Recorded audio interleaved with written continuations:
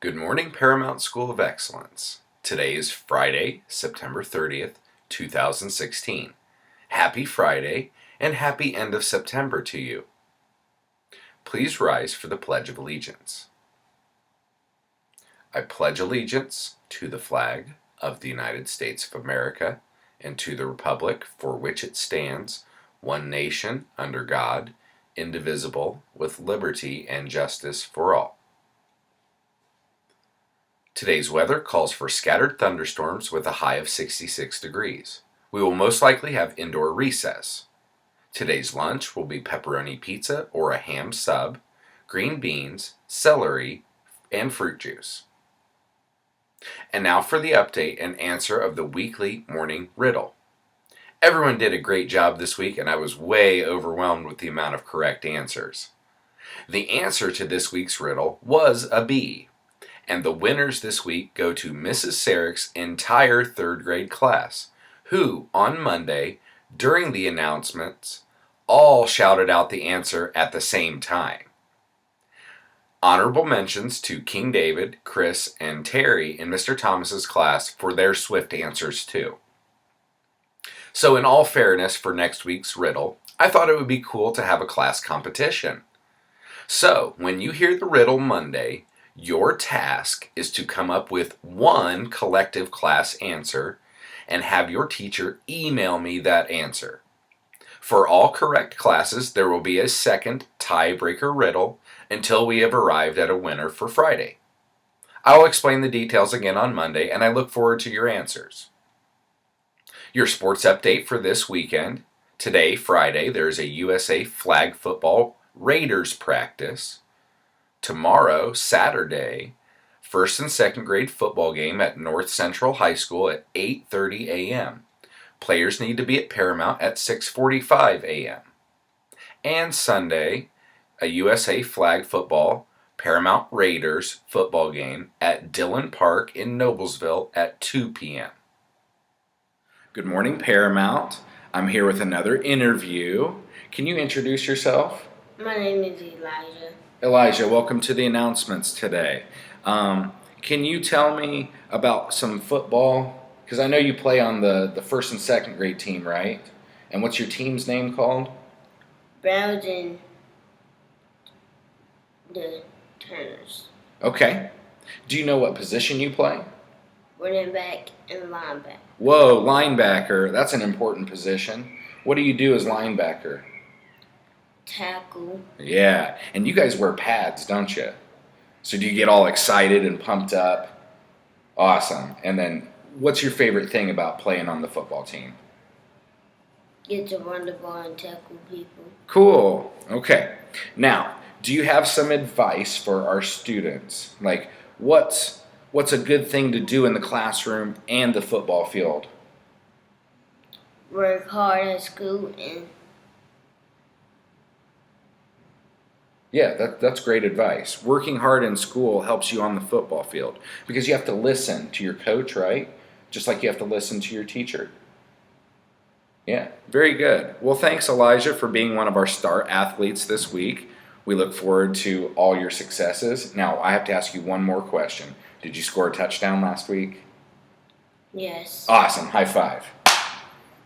Hey Paramount, it's Mr. Atkinson with two more star athletes in football. What grade are you guys in? Second. Second graders. Please introduce yourself. DJ Braxton. Okay, so we have DJ and Braxton from second grade, two exceptional football players. What team do you guys play on? Browns. The Browns, all right. Now, what position do you play, DJ?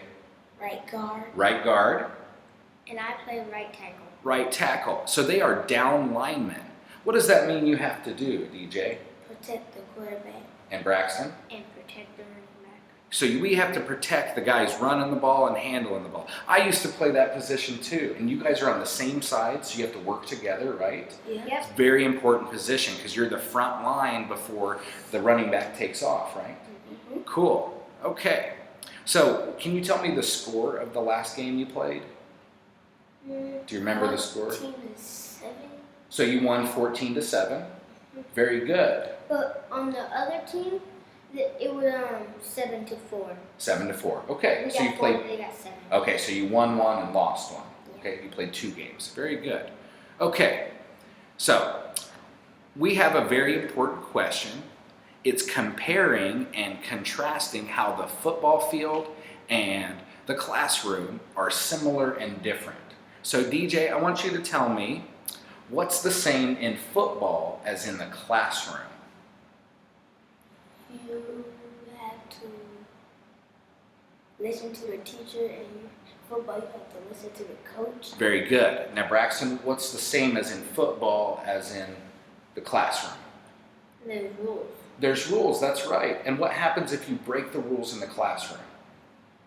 Clip change. Yeah, that's right, DJ. Change.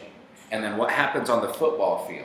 Penalty. Penalty. They throw a flag and they have to restart the play, don't they? That won't be fair. Now, that wouldn't be fair if you broke the rules. Right, very good.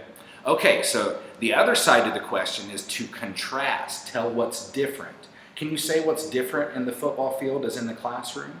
You can talk out loud in football, and you can't talk out loud in class. Right, because you have to communicate on the football field. You actually have to be loud in football, don't you? Very different than the classroom. What else, Braxton, is different? There's chairs in the classroom and no chairs at football. Okay, so we have to sit down in the classroom, but we get a run around on the football field. Very good answers, gentlemen. Okay, now, you were telling me a little bit ago, who are some of our other exceptional players that scored touchdowns? Oscar, Keelan, Keon, and Keon. Dion. Very good. Keon and Dion, they play wide receiver, and Keon play running back. Very good. And wide receiver sometimes. Okay, but I bet our school doesn't understand, or some of our students might understand, they wouldn't score a touchdown if it wasn't for you linemen, like getting in the way of other people so that they could run all the way. So I'm very proud of you both. Can you both give me high fives? I'm very proud of you. If you see these gentlemen in the hallway or in your classrooms, congratulate them on being Players of the Week. We'll see you, Paramount. Bye. Bye. And now we'll see these gentlemen in action in real plays that they played in.